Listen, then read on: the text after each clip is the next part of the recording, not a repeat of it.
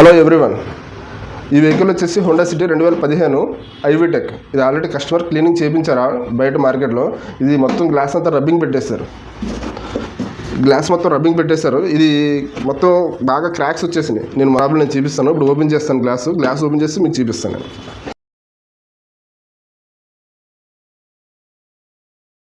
Glass remove చేసేసాం.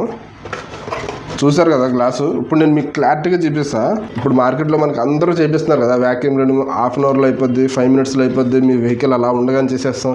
అది చేయడం వల్ల కస్టమర్ చేపించి 1 మంత్ అయింది. చేయడం వల్ల ఏమవుతుందో ఇప్పుడు మీరు చూడండి. చూసారు కదా క్రాక్స్ ఎలా వచ్చేసినాయో. ఇందులో కొన్ని న్యాచురల్గా వచ్చిన క్రాక్స్ ఉన్నాయి, కొన్ని రబ్బింగ్ పెట్టడం వల్ల క్రాక్స్ వచ్చినాయి ఉన్నాయి. మీ హెడ్లైట్ ఎప్పుడైనా సరే ఇలా చేయించడం వల్ల క్రాక్స్ వచ్చినాయో లేదో నాకు ఒకసారి కామెంట్ చేయండి ఫ్రెండ్స్. ఇప్పుడు మనం రీస్టోర్ చేద్దాం. ఆఫ్టర్ మనం రీస్టోర్ చేసిన ఎలా ఉన్నది మీకు చూపిస్తాను.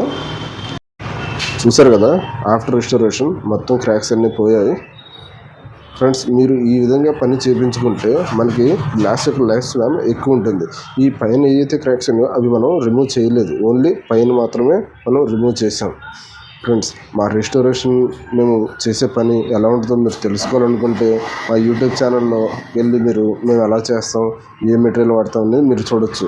మనం ఈ లైట్కి మనం వారంటీ ఇచ్చేది 1 ఇయర్ షైనింగ్ వారంటీ ఇస్తాం. 1 ఇయర్ షైనింగ్ వారంటీ అంటే ఈరోజు మా దగ్గర లైట్ ఎలా ఉందో ఆఫ్టర్ 1 ఇయర్ లైట్ ఇలాగే ఉంటుంది. Thank you.